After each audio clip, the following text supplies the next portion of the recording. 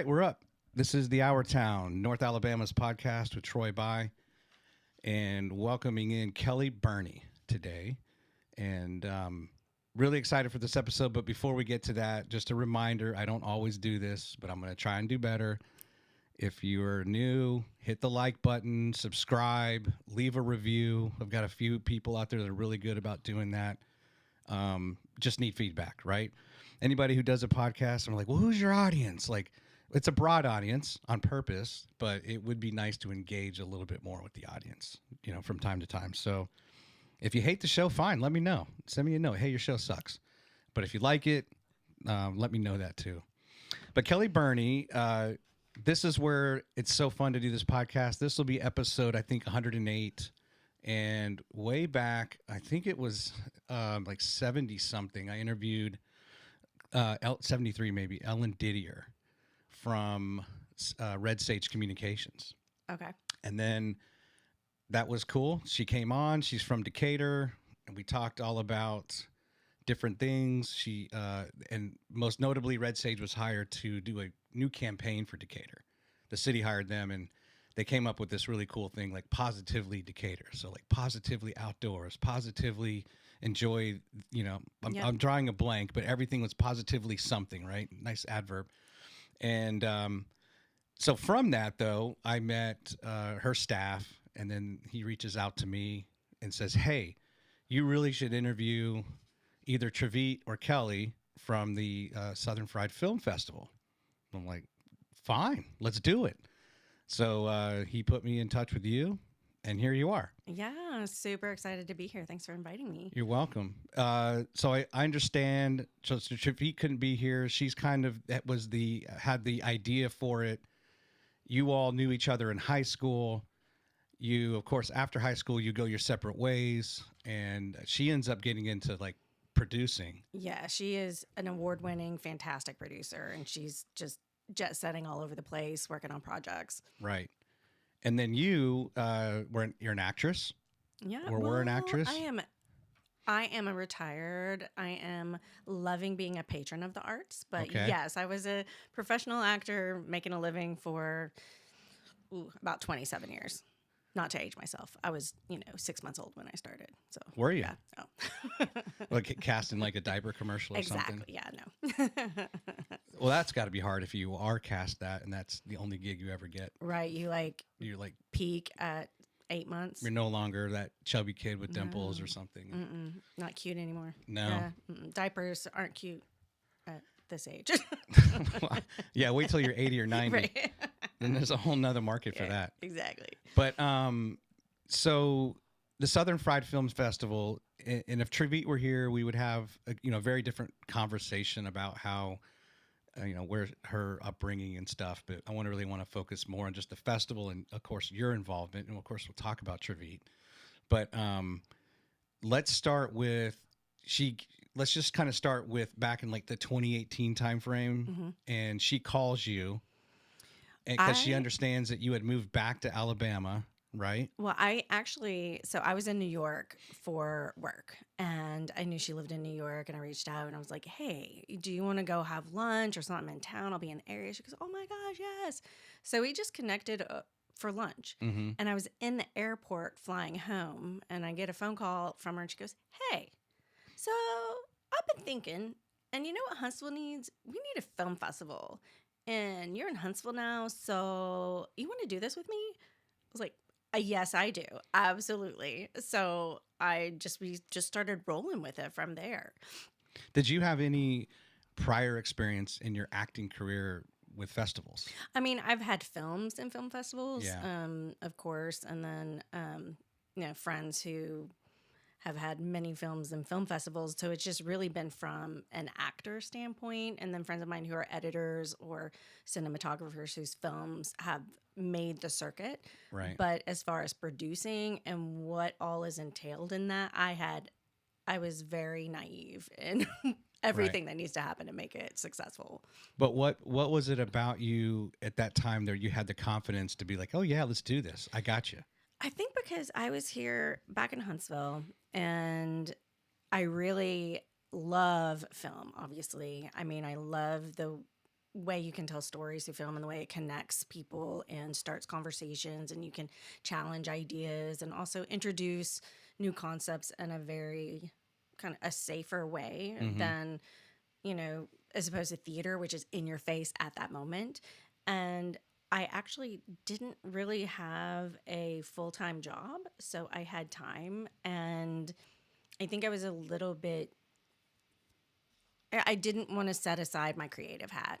Okay. And also just, you know, when Trevise's involved, it's like, yes, I'm in. Got it. Yeah. She's just that kind of leader, or Yes. just And makes visionary. things happen. Yeah, her vision is just so inspiring and exciting. And so you can't help but be around that energy and be around her and just like, yes, we can do this. Like, this is going to happen. We can absolutely do this. So Do you think if this question is based in the fact that now we have the Orion, later I'll have a playbill from when you went to the Broadway Theater League that we have. But, you know, I've only been here 2 years, but from what I understand, of course, Huntsville's changed. You know, it's changing, it's growing, it's expanding. Do you think that if this was like 2009 and Trevite calls you and says, hey, I'm thinking about doing this film festival, do you think you would have been saying the same thing back then? Like, was Huntsville even ready for something like that? Was Kelley ready for something like that even 10 years ago? I think Kelley would have been ready for that. I don't think Huntsville would have been ready for that. That's a good question. It's a good point. I think that because the wonderful thing about Huntsville, I grew up here, right? Right. But I moved away when I was 17, and it is a very different Huntsville in a lot of beautiful ways. And I think because so many people like yourself are moving in who have had their lens is very broad and they've Right. had a lot of different experiences. Now, Huntsville has always been very supportive of the arts. That's one thing about Huntsville. I mean, fine arts between ballet, theater, music, the symphony, they have always been incredibly supportive of arts. It's a very art-focused city, but for film and what film festivals really are, you know, we're not bringing the Marvel movies. We're not bringing, you know, something that you can go down to the AMC. It really is an independent film, and to celebrate those voices where you may not know any of the actors in the film, to the average person why would you want to go see that? You know, Tom Hanks isn't in that movie. Meryl Streep isn't in that movie. Why would you want to go? So I think in 2009, I don't think Huntsville would have been ready, but I think right now, yeah, with how many people are coming in and just who are in towns who have festivals. Yeah. You know. Yeah, I've been mentioning that. I just had this kind of aha moment at some point in the last 30 or 40 episodes. We've talked about it a few times where there's a lot of people coming from primary markets. Obviously, if you live in New York or LA or Chicago, those are massive cities, or Atlanta. And then you come here and you want to continue with that lifestyle.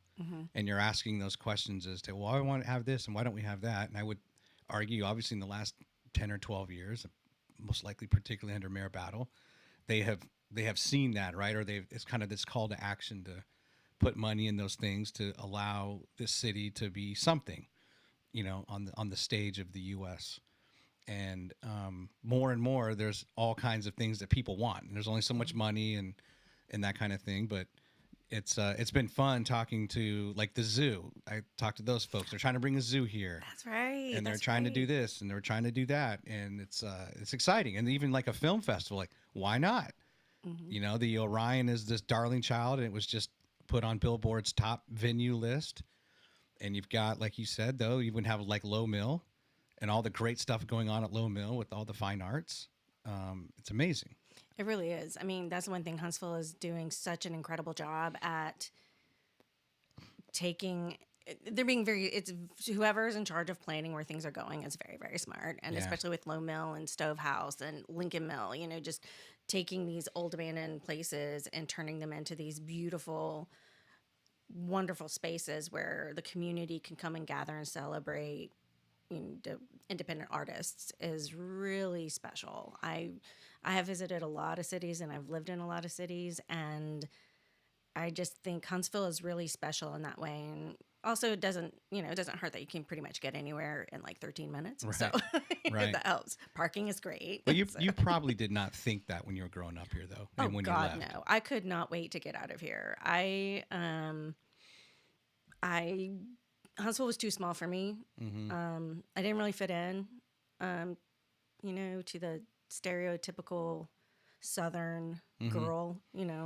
I was real nerdy. I was in band. I was in theater. I was like not very smart. I was just like a big old dork and just could not. I was like, why is there no one like me here? This is weird. And there really wasn't anything to do. I think we used to drive around. There was a place called Builder Square, and it's kind of like a cheaper Home Depot, I guess. And you would just, what are you doing Friday night? Well, let's go to Builder Square. People would come in from the county, and you just drive in a circle, and you would just like wave at the people, and I then go to Crystal parking lot. And I mean, that was pretty much our life. Yeah. So, yeah. That's probably not much different than most of the country, right? Like where I grew up, it was one of two McDonald's that we would go to. There you go.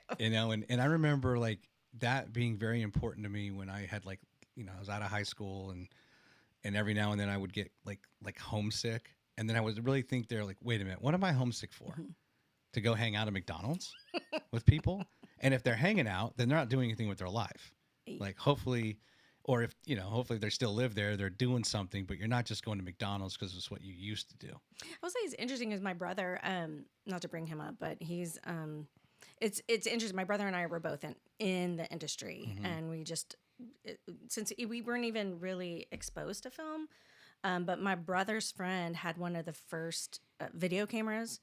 And so it was huge. You put the actual VHS tape in there, right? Yeah. I mean, and it was ginormous and probably weighed 500 pounds. Right. But would make movies and would edit it like in the camera. You would do all the editing while you were filming.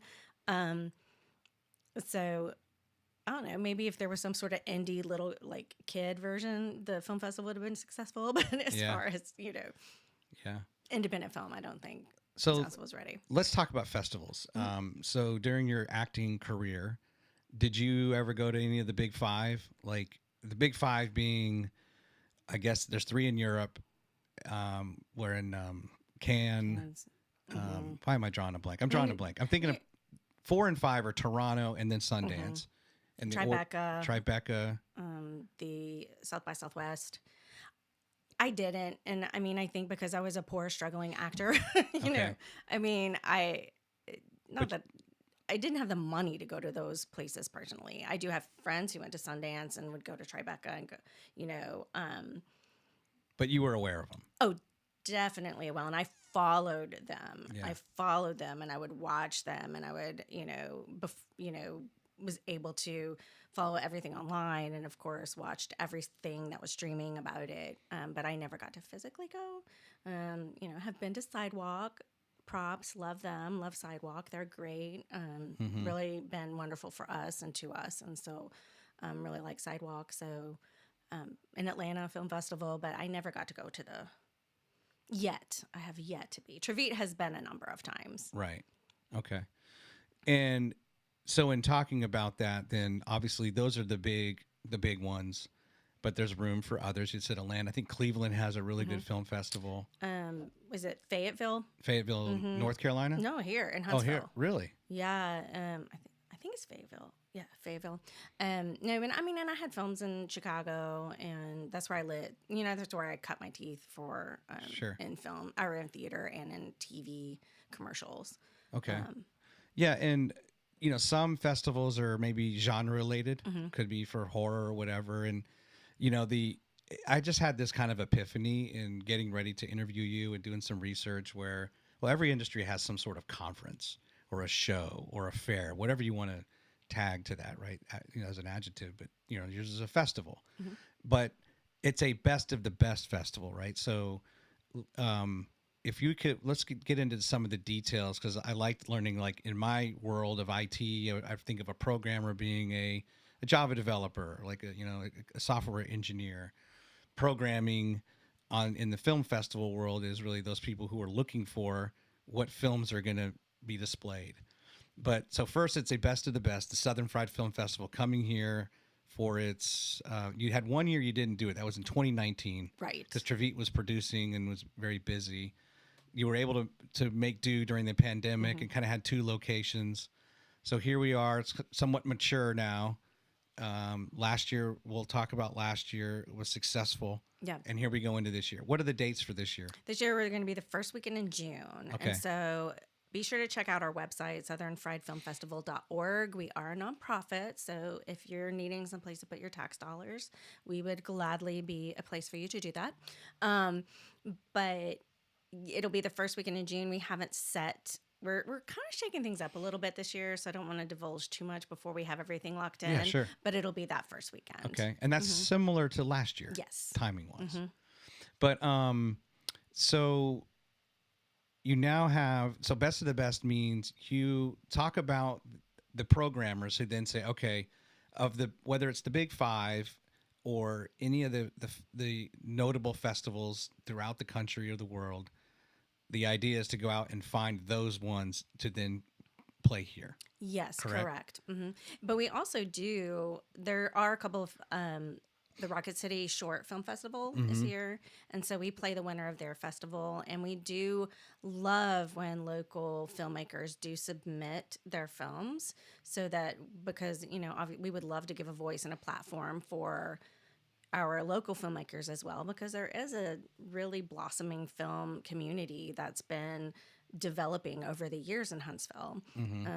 But we do like to go out and do, it's a Best of the Best. We talk about the vibe that we want for that year, which film. We try to pick a little bit of different genres that can kind of cater to a broader audience. So we don't just do the art house films, just the documentaries, just the sci-fi, just the horror, just the anime. We try to find something that can really paint a broad brush that would be enticing to a wider audience than just a select lens. Do you know of, have some festivals not done that and not done well? I think they do. I don't know if they haven't done well. There are some, it's just very different. Like there's the Feel Good Film Festival in Los Angeles. And so those are all films that just make you feel good, and they're the happy and they end beautifully. And then there's some where there are just documentary film festivals. There are some where it's sci-fi.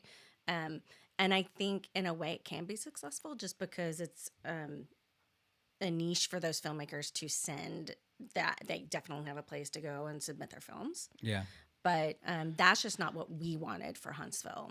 That's not what we wanted to bring, because we just, you know, we have a lot of, I mean, Trevitt and I have a very eclectic taste and likes, and we don't like just one genre. Yeah. You know? Well, I wonder if it's similar to the way I approach this podcast, right? Like, you know, people can say, well, a podcast should be more narrowly focused. Like, well, I haven't come across that topic area where I feel like I can do 100+ episodes on that narrow area. So therefore, I like to interview people. I like to be broad, because I feel like it's a couple things. One, I enjoy doing that, but two, maybe then eventually I've only been here 2 years. Maybe I'll figure out the market or my audience a little better. But it's more of kind of trial and error.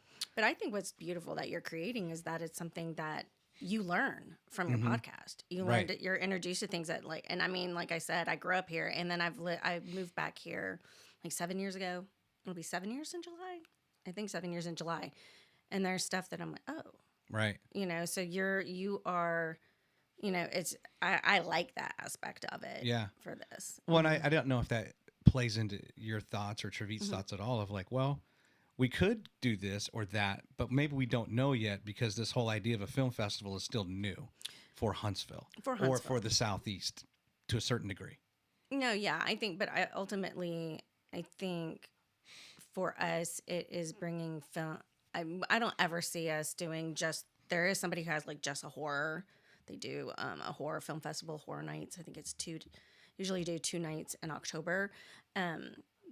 That's not something that we're interested in yet. Right now, who knows? Like you said, I don't know, 10 years from now, you know, God willing, we've got all the millions to do it. But yeah, we just, our mission is really one thing that, yes, we do the best of the best, but we also really want to amplify those voices that don't often have the as easy of an opportunity, where you have the Black women filmmakers. You know, their films are not as it's not as, I don't want to say easy, but their voices aren't as accessible, or Right. you know, they don't have them as much of opportunities. And so that's something that we are very passionate about, is really giving an opportunity to filmmakers that can't just get a pass into Sundance or Tribeca, you know, to be able to. And it also, just those voices are so important to share and allow, like, people in, you know, these smaller, even though Huntsville's a big city, you know, people who've grown up here, like, kind of have a smaller lens. So when you have that opportunity to bring films in that provide a different voice and a different experience and an exposure to a different story and a different life, like, you can educate and learn from that. And that's something that we're really excited about. Let me ask you this question now. When I think of the terminology we use, you know, there's cinema. There's in some parts of the country, you go to a movie, they actually call it a show. And like, I would call a show something on TV. In the West, I know they'll say a show and they actually mean a movie. But then there's movies and then there's film.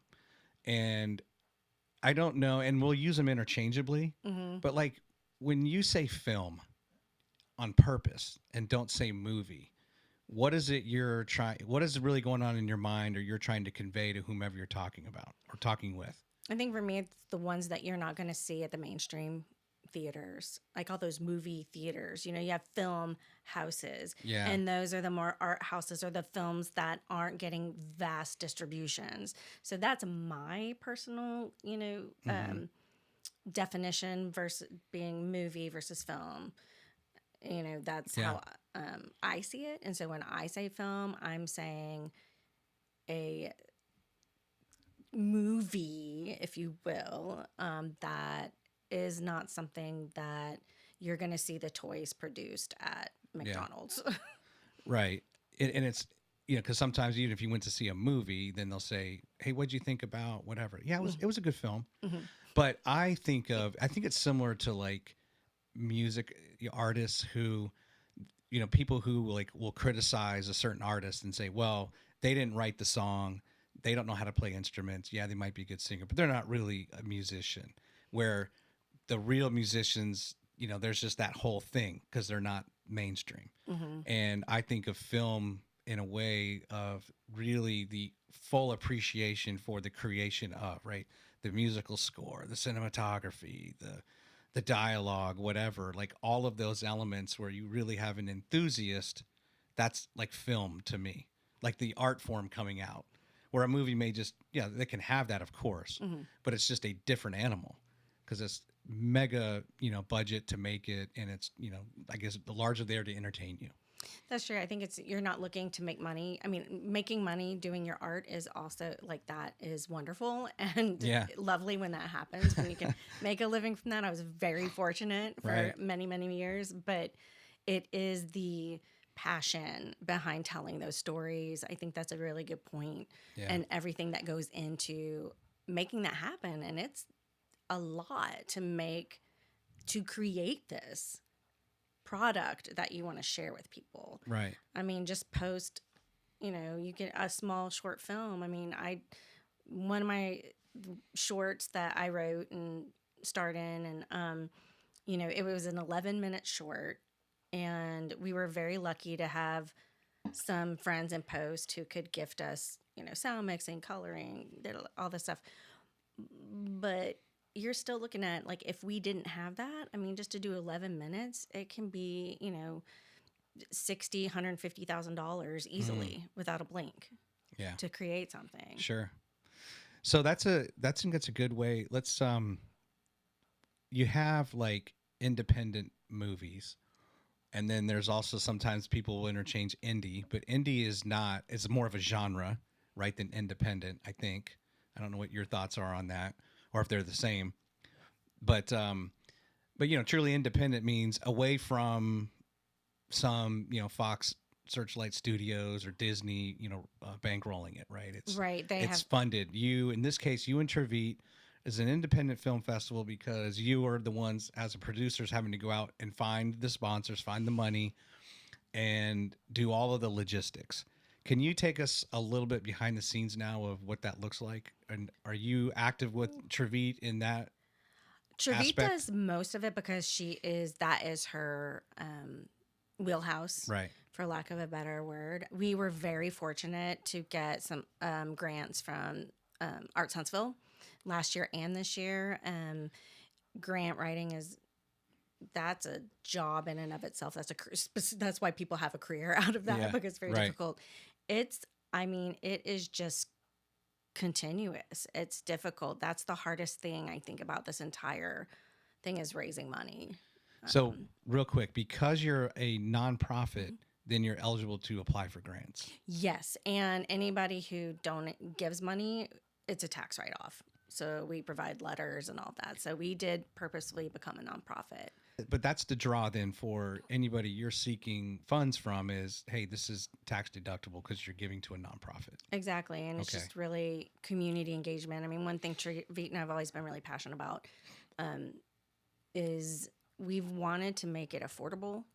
We've wanted, because they're not typically inexpensive to buy tickets and passes or whatnot. And we've liked to gift something to the community. And so that was, especially during COVID, we felt very lucky, but we paid 100% out of that so that the community could come watch films for free, have a safe place to be outside when nobody really knew what we were doing. Let's have some entertainment and let's have something fun. Let's have some live music, watch some great films.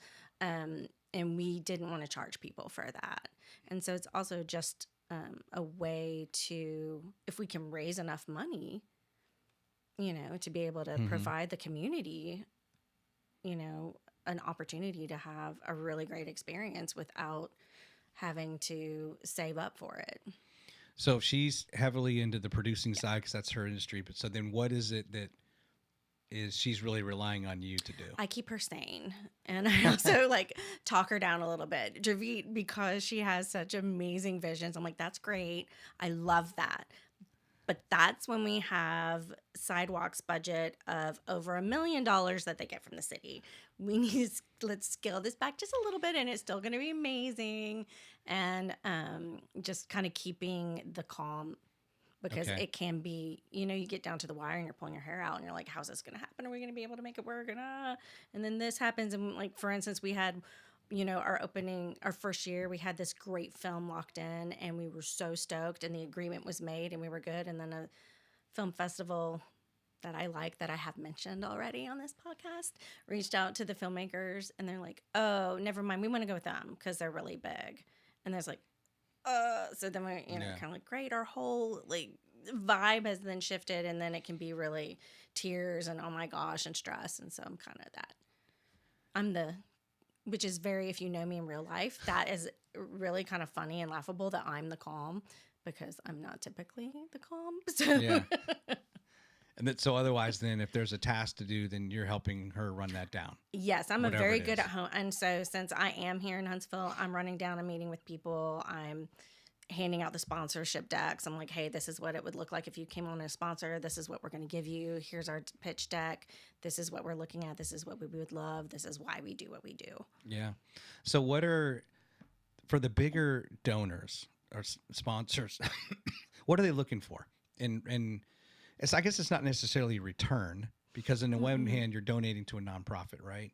And what's really tough, right? The brutality of this business that you're in, that I'm in media is it's really, really hard, right? To get your movie picked up, even in the biggest festivals. And so, but at the same time, you don't want to stop creators, right? It's like this quest to just continue figuring out how do we make money or make a living in independent film. But is there anything in particular that you kind of hear over and over from these donors as far as what they want to see? The biggest thing we see is they want to see how the attendance, how many people are going to be there that they can get their name in front of, or they really want to, I don't want to make it sound tacky like that they just if there's not 5,000 people, Yeah. then we're not going to be involved. But it is more of an interest of like, okay, how big is the reach? And because, they're also looking to expand their audience. Right. And so this is an opportunity where, somebody may not know about this, bank, for instance, because it's not Redstone or, a name that's recognizable. And they're like, oh, well, wow, they do this, this, and this, I mean, that's kind of a weird thing. Or even if a real estate agent, that just gives an opportunity of if somebody's there and they're just seeing the name and, like, oh, wait, they donated to this film festival. Well, they must be pretty cool because they know about this stuff. And so it just, I think really for sponsors, it's more about, I believe it now, I don't know, but if I were to sponsor, it would be also building my audience and my brand recognition to a bigger, a wider lens, right? Well, I realize as I'm asking you this, in my mind, I'm mixing up the fact of like making a film is one thing where there may or may not be a return. And in fact, let me go back to what I was saying. The Section 181 is more for people investing in the creation of a film. Yes. My apologies. No. Okay. But so then the film festival, of course, then really it's advertising, right? It's an additional, if you're whoever, Redstone, Federal, you mentioned them, and they're actually really good at sponsoring many things.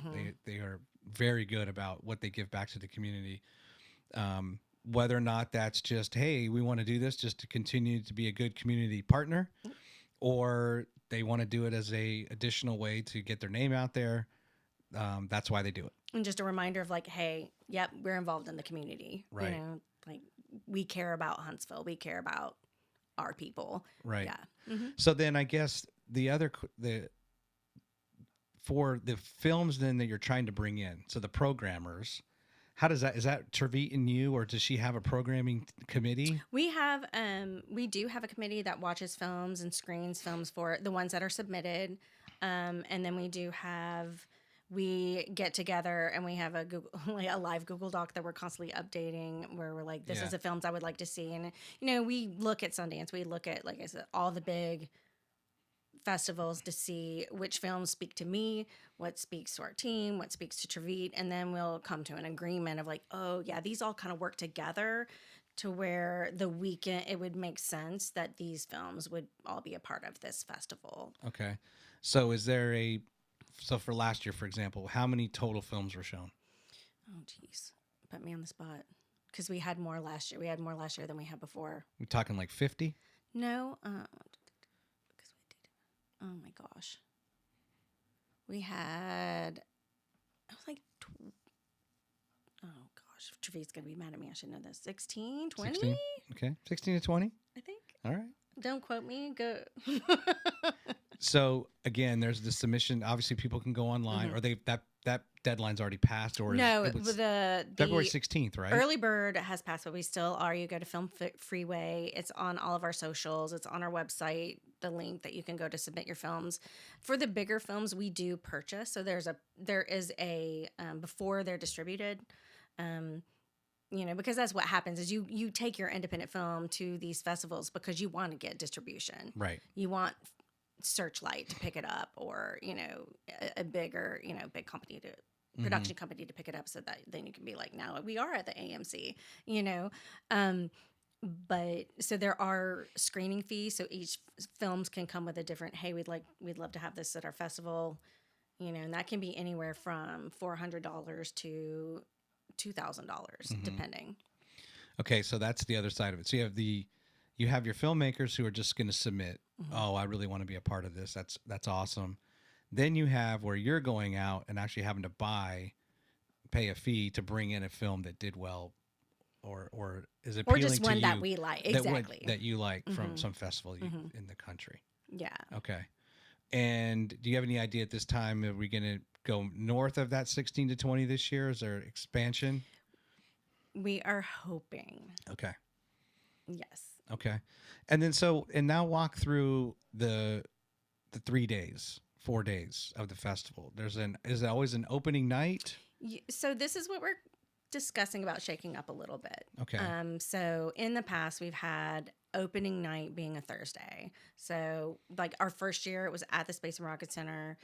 So we had a big gala Right. reception afterwards where free drinks and food that came with your ticket, and live music afterwards. We're looking at switching it a little bit to having a soft opening on a Thursday and then having our big opening night being on Friday. It's similar to what a lot of film festivals do. And we really like that feel and think that could be draw more people on a Friday night. Just kind of has that more of a like Friday night's more like, Yeah. woo, it's a Friday night, let's go out, Right. But that's, I don't have a number of films this year of what we're going to show.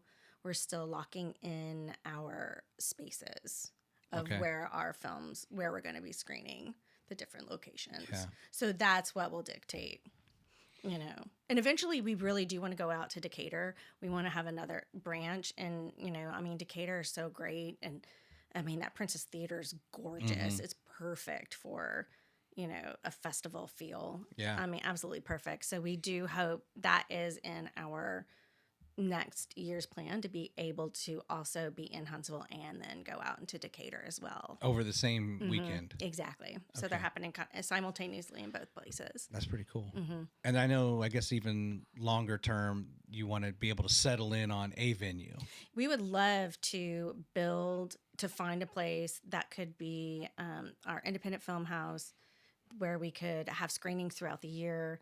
You could have we could teach classes. You would have, we've gone big. We're like, oh, let's have some sound stages. We would love to have film. Huntsville is really a perfect place for the big budget films to come, It really has such a unique topography that you could really shoot so many different, anywhere from a Western to a white collar business. You mean just on location? Just location wise.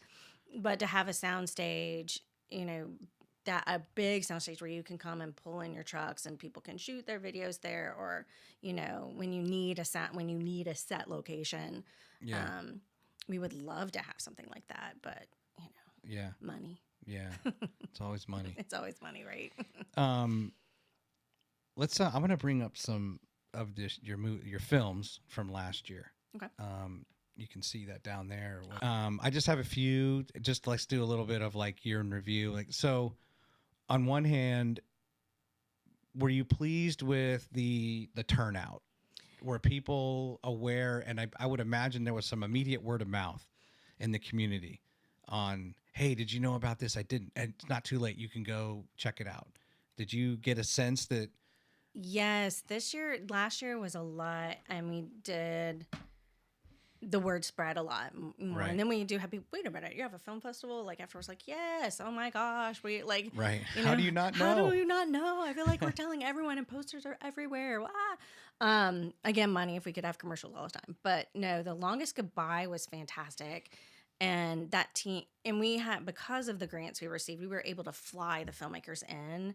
And then we had the astronaut and her son and speaking. And then when you're in the planetarium at the Space and Rocket Center where we filmed it, it was chill bumpy. Like, it was just the perfect setting. They're wonderful. The Space and Rocket Center is just fantastic to work with, and being in the planetarium and having the Q&A. And there were people that were just, it was so moving. I like teared up. It was just like with That's the, awesome. It was really, Their commentary was after the film? yeah, so we had the Q&A after we watched the film, and it went so well. So I was very happy with that turnout. What's that film about? So it is the story, the main astronaut, and it just talks really about the impact of being in space and the effect that it has on your family too. Gotcha. And just what it takes and the planning to go into space. But the son, he was a kid when his mom was up in space, but it's really the difficulty in how you communicate and how you maintain that connection while you're in space. That was the main core of it. But it's a beautiful documentary. It's, I wish I knew where you could screen it or stream it right now. It's I loved it, and the filmmakers could not be more incredible people. Really passionate about space and the story and telling that story.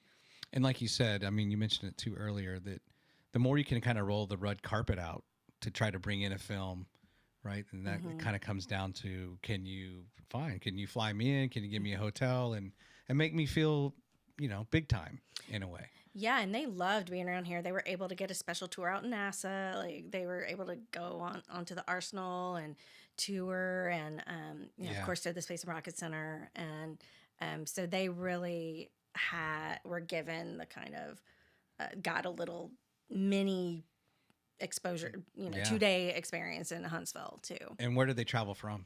They were actually, I think they came in from. They were currently working on their next documentary. So they were coming, and they were on the festival circuit and working on their other documentary at the same time. So I think some flew in from New York, some were flying in from like Oregon, California. It's kind of like different places. Here's another one. The World Is Not My Own. Oh, this was really interesting. So she's an artist, a really famous Black folk artist, and it was so cool the way they filmed this and telling her story. And that one, I really loved our lineup last year. I was like super proud of it. It was so different and so unique. And this story is, and it was perfect at Low Mill too, because you have the artist and everything there. But it tells her story of her art and how she created and what it became, and the stories that her art tells. Right. Yeah. Was the one before, The Longest Goodbye, was that the most attended of the festival?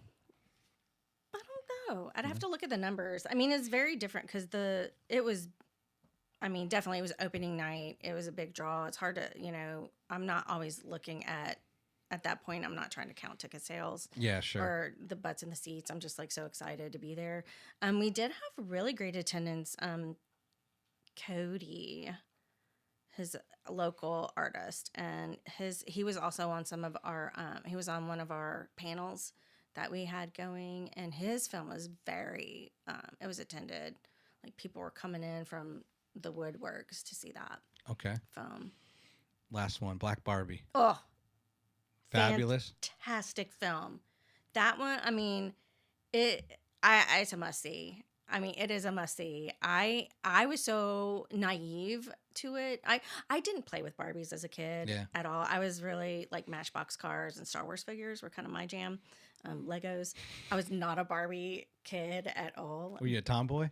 Oh, very much. Yeah. I lived in the dirt. Like, wanted to play baseball, softball. No, ball's too big. I got to play baseball. Right.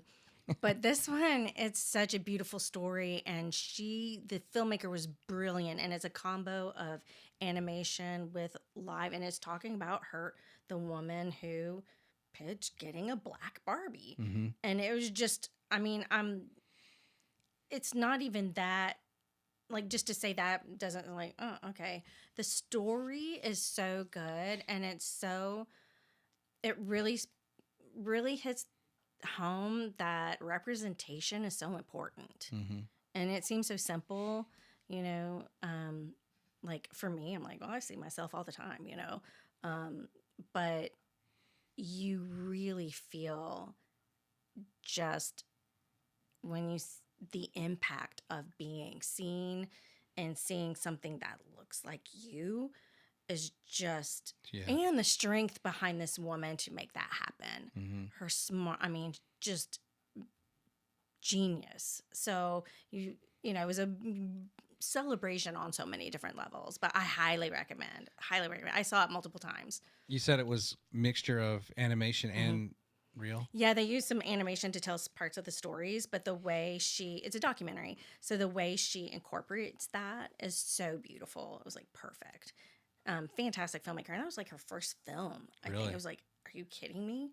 It's like, fantastic. It's a must-see. Definitely. Awesome. Yeah. Here, this is just a fun picture with you and some. Can you just tell me about this? Josie and Sereeta. Okay.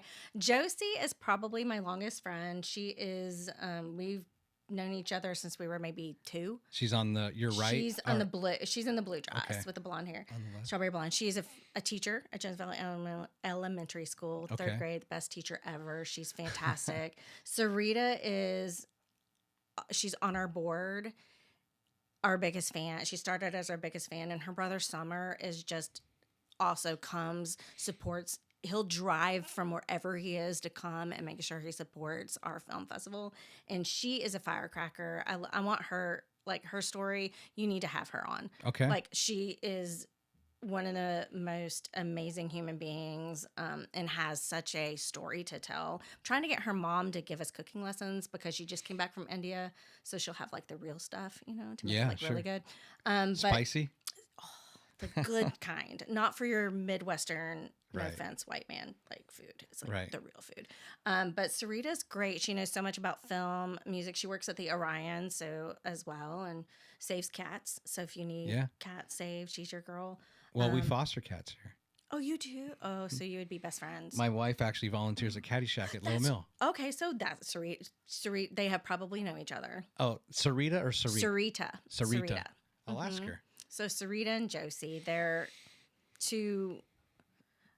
It's just really wonderful to have friends that you've had for that long. Yeah. That show up for you, and not just for you, but just because they believe in what you're doing and they want to be a part of it. It's a very simple logo or a very simple font that you're using. I know you have a logo, but just Southern Fried Film Festival. Yeah. Just keep it simple, right? Keep it simple. Yep. Is that a discussion you and Trevitt had about I think branding? Yeah, we're just both not into the curly Q, squirrely scrolling. We want something to be clean. We're just clean and simple, and then let our images be a little more exciting. Yeah. We're still working on our graphic designer, still working on our images for this year. We really, but if you look over the years, it always incorporates a space element. Right. Yeah. Right. Do you have a lot of people come up to you and just thank you? Like, can you give me some of the interactions that you had with the viewers and the fans? Yeah, I will say that the film, oh my gosh, I'm blanking now, from last year, it was very emotional. I had some transgender theme about it. And we had a number of people came up just crying afterwards and just thanking us for bringing it there and just how much it meant to share in that experience and how much it impacted them. And we've had that happen in a couple of years where just, yeah. Was that a submission or did you have to go? We went and we pulled that one. We knew we wanted to show that one. Okay. It was, and then Cody's film. Yeah, people were like, oh my gosh, thank you. Like, they were super stoked to have a place to be able to see it.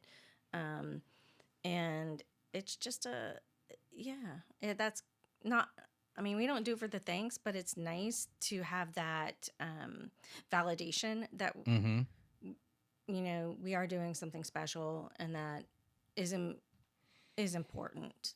I mean, I don't want to make film sound like the life-saving, thing, but telling stories is where, people have been telling stories since the beginning of time.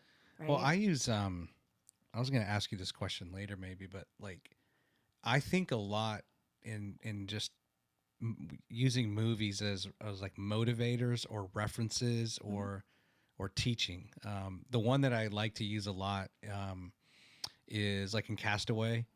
I love that movie. Oh yeah. I don't know. It's not a film. It was movie. like the first 45 minutes. It's silent. Is that like right? If I remember. No. Or where it's like, with Wilson, my little. Yeah. But there was like just him for like the first. Well, it's not. Well, the first. What's interesting is they basically like shot or had the idea of the whole island scene, and no problem, and it was all silent, right? He's just talking to the volleyball or whatever, but they were really struggling with like how does he get to the island and then how does he get off? And the first part's like the whole the plane crash and all that kind of stuff, but every now and then when I need like to motivate someone or motivate myself, or if I just want to try to characterize something where you're just stuck and you need like to catch a break, I just say, think of Castaway. And he's out on that stupid island and he almost gives up. He tries to hang himself. But one day what happens?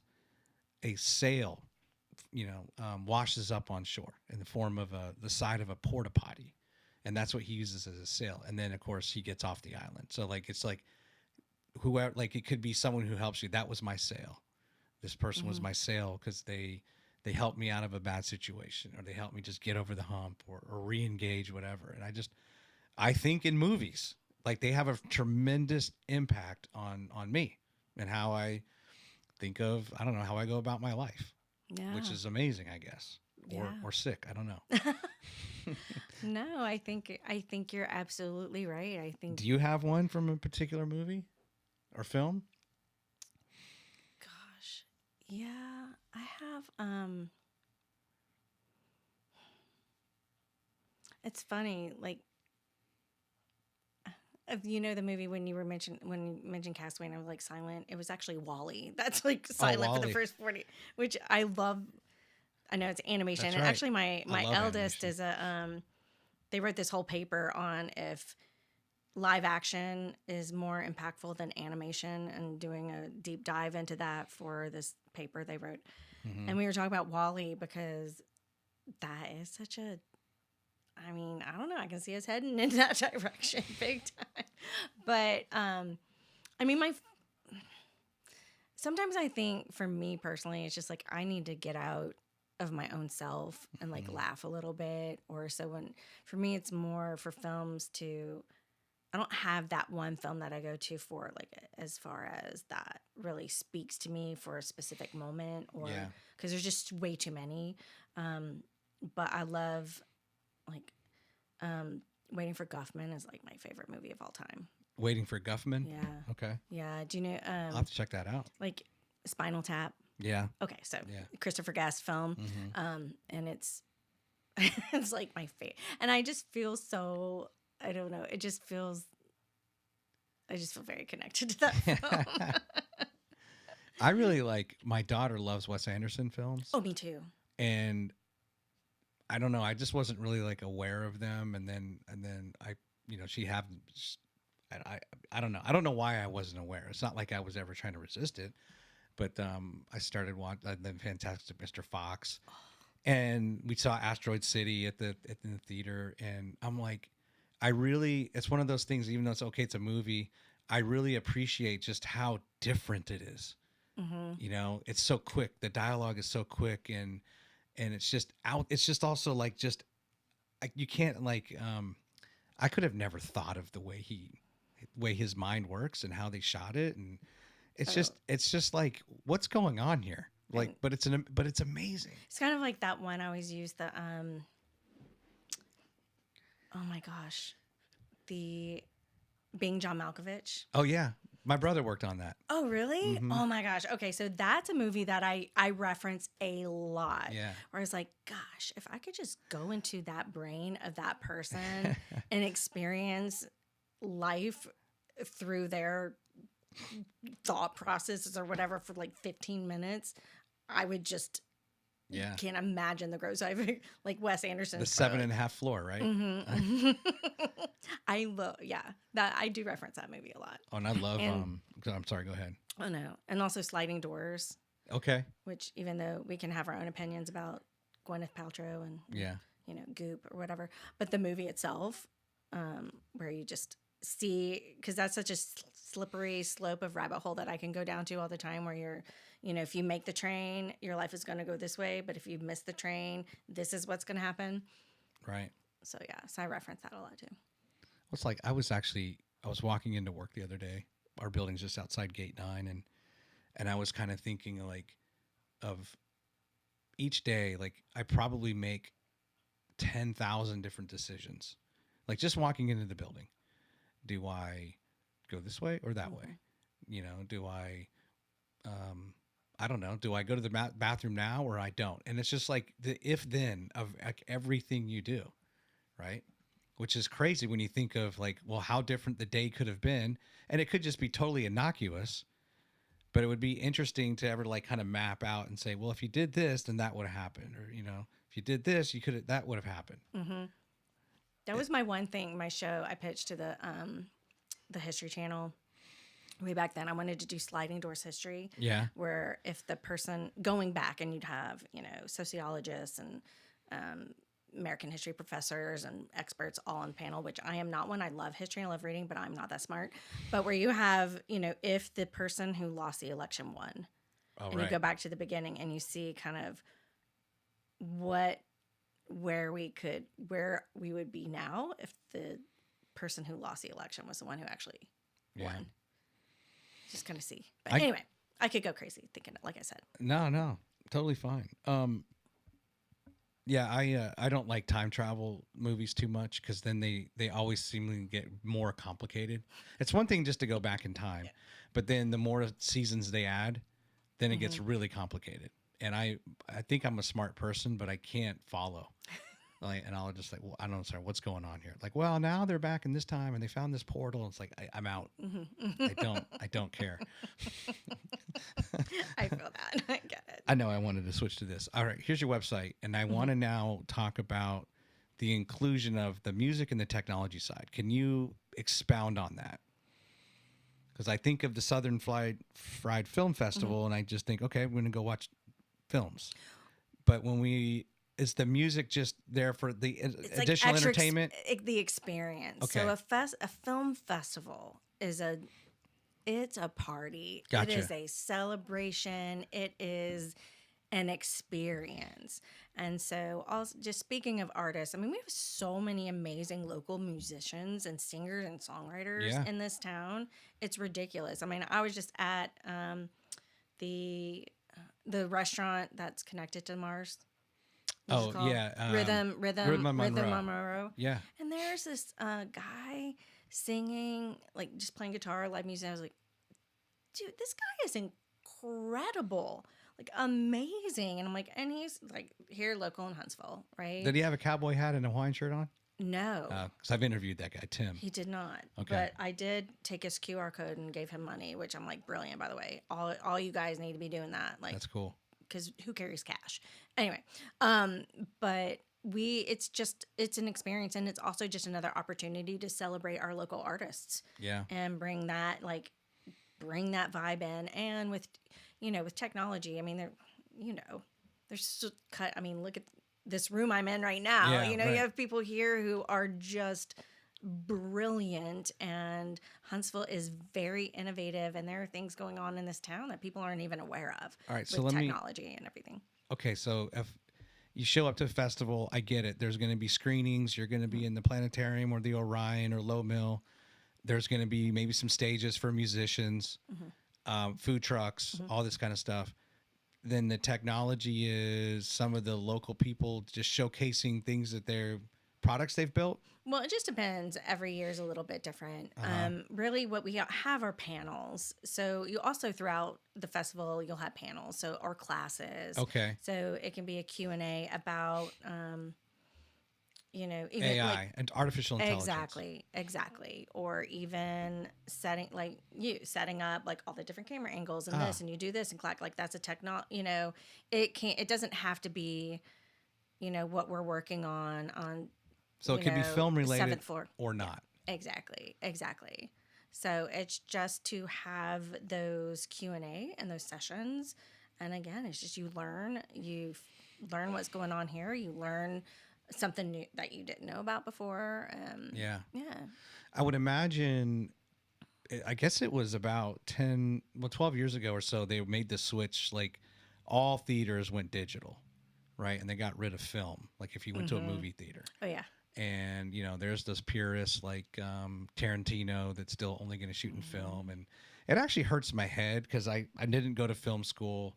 Yes, I took photography in 8th grade, and we actually used these old Yashica cameras and this really wide film, and we processed them and put them in the stop bath and the fixer and all this stuff. And we would make 8x10s and 3x5s. But I'm almost 50 years old. I'm 48, but I know digital stuff. It hurts my head to think, how the hell do you even edit something that comes off of film? And there's like color or whatever. And it's like, it's hard enough for me to keep up with like digital technology, let alone trying to like retrofit my brain to figure out my hat's off to anybody who can edit Django off of film, you know? Well, and that's the thing too. The wonderful thing about technology and digital and iPhones and whatever, it's become so many people can now make films and can do things that they wouldn't have been able to do before. Film is very expensive. It's very expensive.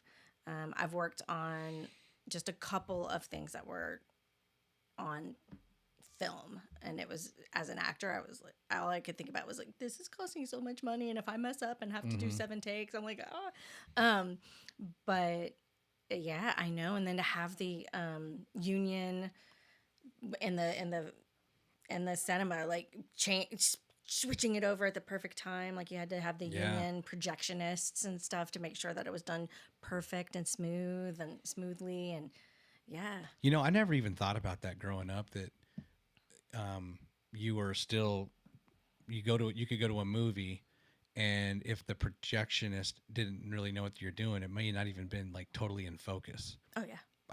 I never even considered that.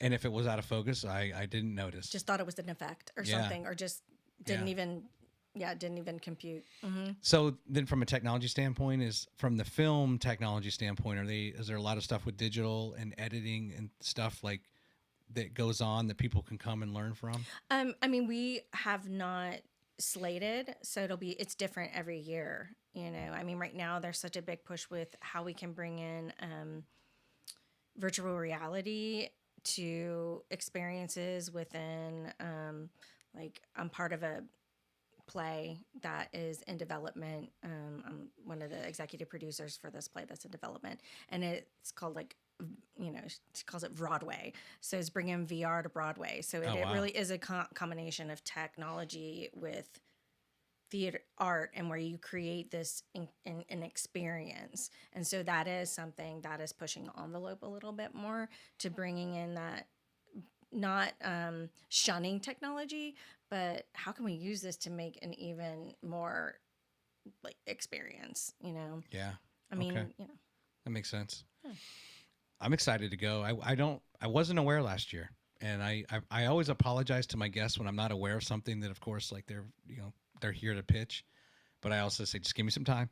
I've only been here. You've only been here 2 years. 2 years, and like every now and then I get frustrated, even in my normal job, when I'm like, I miss an event, or people like, oh, this thing was really wonderful. I'm like, how did I not know about that? It's just timing too, and we're getting better. We have, it's just money, marketing, all of that, right? Yeah. So thank you. Like, this is huge, and I'm glad you know about us now. I do. I want to talk about WooSical. Oh. That was so it's based off a children's book, and then you wrote a musical based off the book, right? I co-wrote a musical. Yeah, that was an amazing story. My best friend, who we've been best friends since 3rd grade,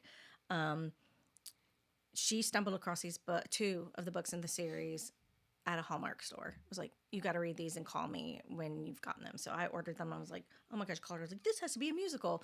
Well, getting the rights to an award-winning book series for like 2 nobodies to get a rights to do something with it is like unheard of. So, but Kristen Tuminello is my co-writer, and she wrote a handwritten letter. I call her the word bedazzler. She's like the best letter writer in the world, and sent a letter to Andy Green, who's the author of the books. And he was like, hey, can you come to New York? I'd love to meet you. Because Kristen and I had been writing just for fun, and it just started coming so easily. And then by the time she was like, yes, I want you guys to be the one to turn this into something. Then I think by then it was like 4 books were out. And so now there are 7 books in the series. And so we've rewritten it and revamped it. And it's toured Australia. It's touring around Australia and the school system there. It's about emotion. So we also have a curriculum that Kristen and I both contributed. We wrote the music curriculum. So it covers visual arts, English language arts, and music. So you have theater, art, hands-on art, fine arts, and music. And that's used internationally. So it's used, and I forget how many countries right now the schools are using that curriculum. And we have the book series, we have plushies, we have the musical, and it It's probably one of my thing I'm most proud of that I've put into the world, other than my 2 kids, because they're great and they're going to be great contributors to the world.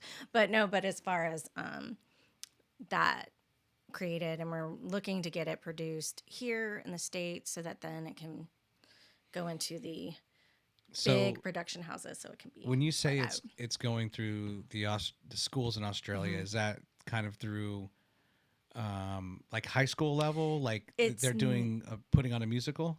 It's a professional theater company that is doing it for the school. So Australia is a little bit weird. It's a little bit different. They also are all about emotional intelligence and getting that into the schools, which is, I mean, grossly ignored here in the States. Yeah. And they also, the way it's divided up into districts. So you have these professional actors that bring it in to, and the schools use this. So many of the schools are using our curriculum, and they've known about the books forever. There's a renowned child psychologist, Dr. John. He's kind of the Dr. Sears. I know some of y'all listening probably have no idea who that is, but he's like the big guru, a psychologist in the entire continent. So he is the most renowned child psychologist. So he's used the books to create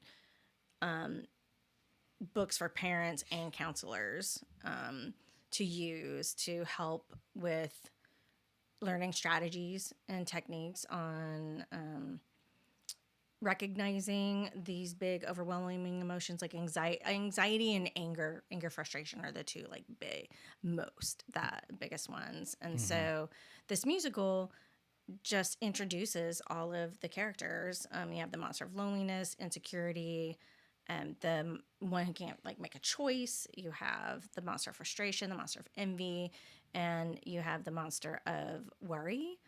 And Squeak is it's kind of like he's scared to try new things. And so kind of the monster of innocence, but we're changing. Andy's working on a different name for him. Okay. But the beautiful thing about what I love about them so much is that they're not situational. So because anxiety, things that worry you when you're 5 are different than when you're 12. Then are different when you're 30, then different when, and a situation can promote anxiety. And by the age of 4, you have experienced every single emotion you can experience in life by the age of 4. But grief is very different at 3. Yeah. Then in different situations can bring up those feelings. And so it's just a great resource to go to that can kind of tap in, and you can different strategies. Just when those emotions come up, it doesn't have to be about the situation. So you're still actively working that? Yeah. Mm-hmm. Okay. Yep. And you said a 7th book is in the works? It's done. No, the 7th. She's talked about creating a monster of grief. Okay. We lost our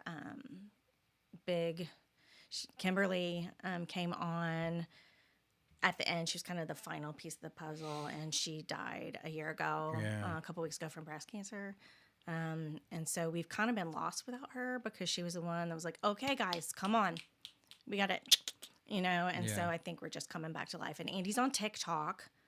So we're the old ladies trying to figure out the TikTok. But that's an interesting crowd. Yeah. So we're getting these feedback to getting up and making things happen in the States. I think I picked up on that on your.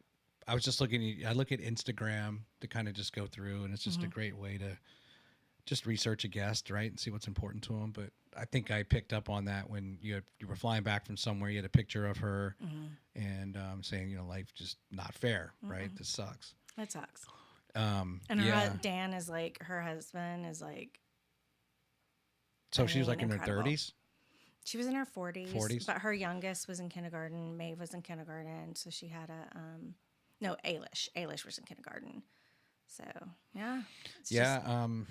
I don't know if you know, the Red Sage people would know him, but Flourish Consulting, Megan Nivens-Tannett. Yeah. She's been on this program. Yeah. She did, like, I guess Angelina Jolie did this. So she did the double mastectomy.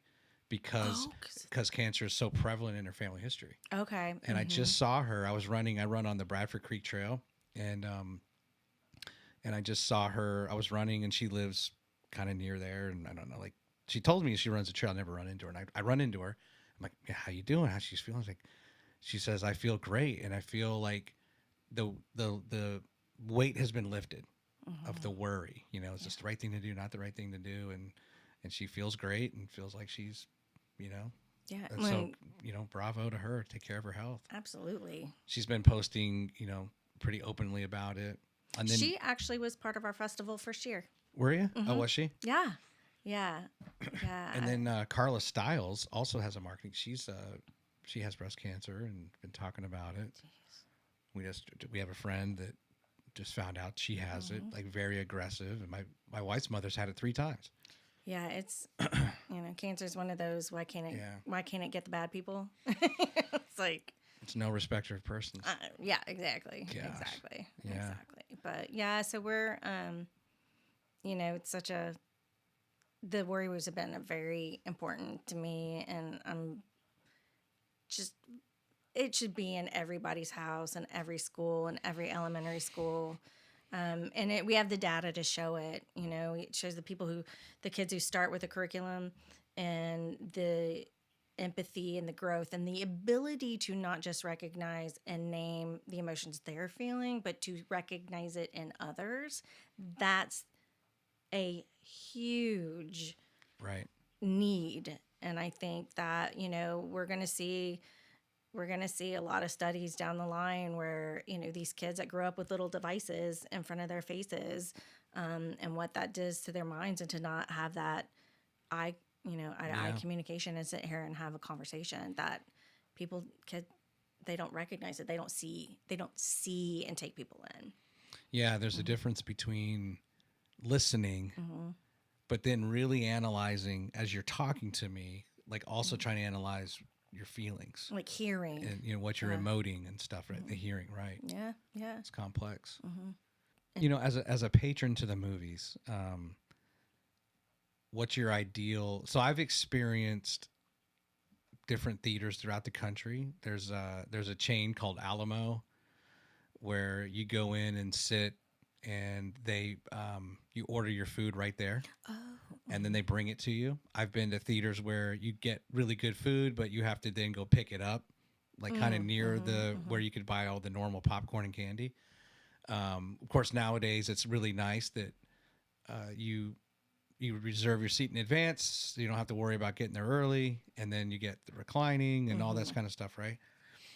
What for you is like that ideal, just the environment, right, or the comfort that you are looking for when you go to the theater? I think it depends on which movie I'm going to. So I think I like when it's like a big Marvel movie or Spider-Man or something. Like I really want to be in the AMC with everybody's eating popcorn, and you're kind of all like, it's just a way more energetic experience. But when it's a movie I really want to see, I want to be in and analyze it.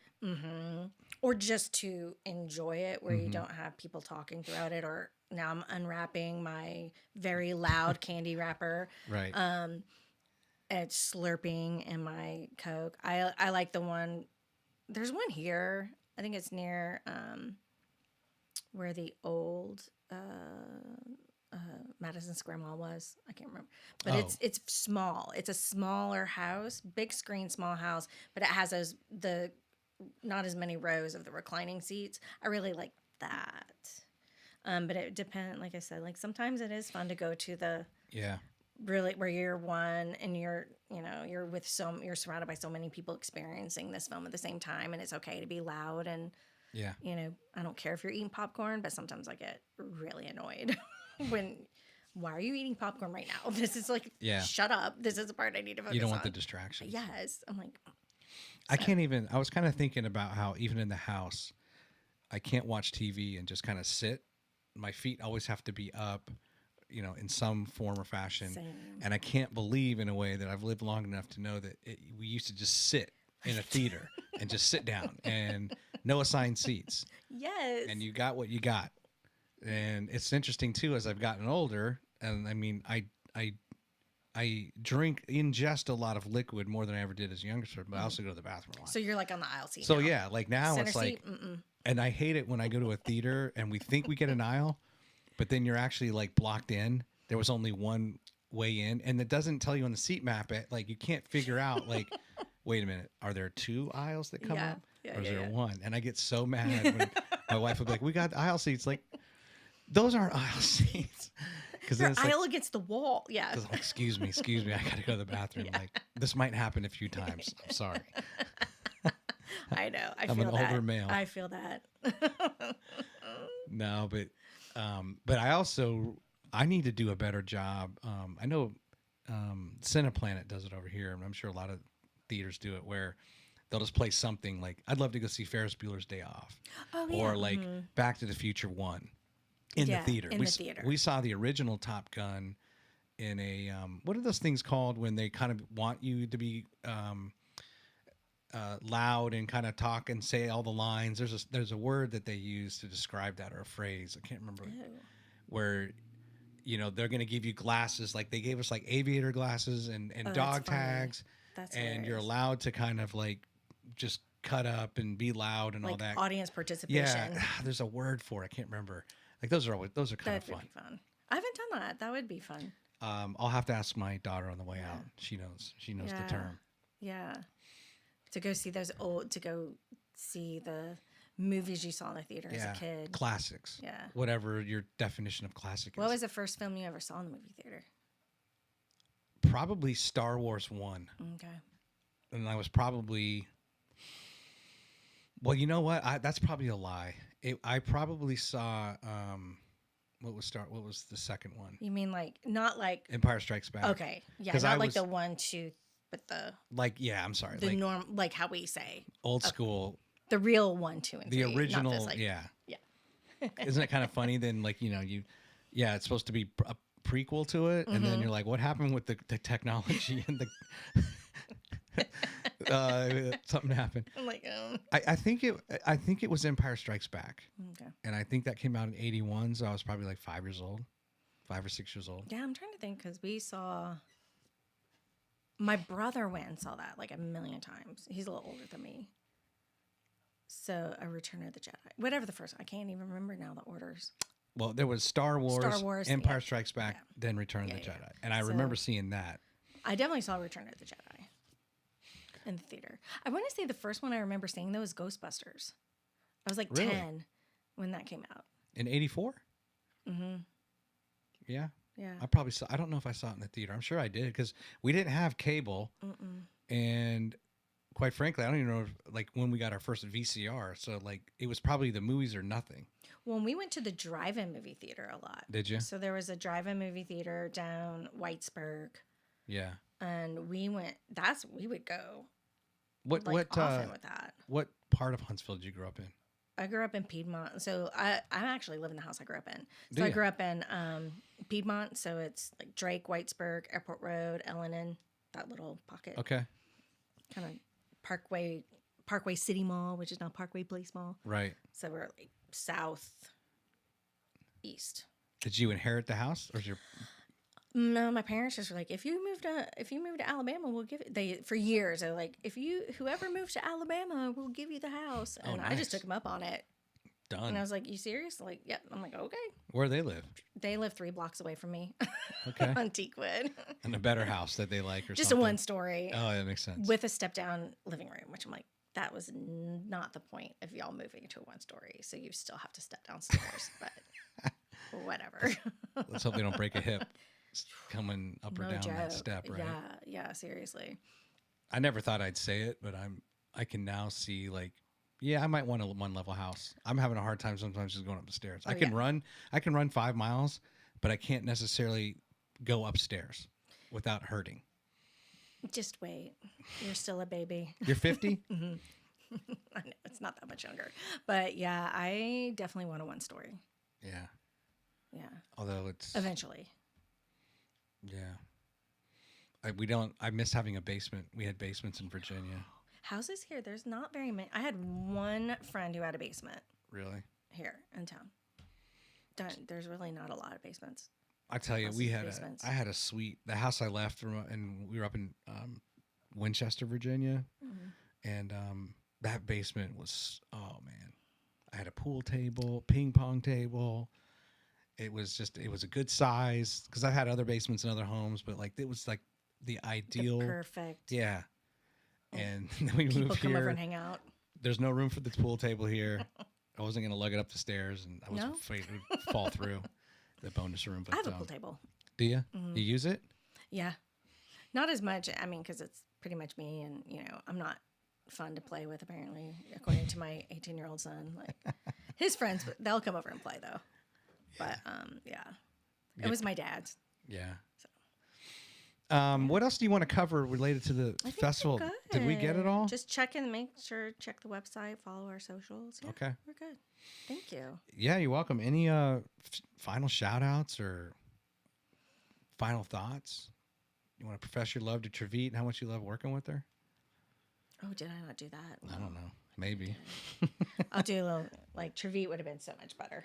No. She's so much better at that stuff. Just different. She doesn't think she is. Oh, it's shout outs and stuff? Yeah, and remembering everything and like answering questions eloquently. She's so funny. Yeah. No, I think I hit it. I think you did. Yeah. Oh, well, if anybody wants to volunteer. Oh, yeah.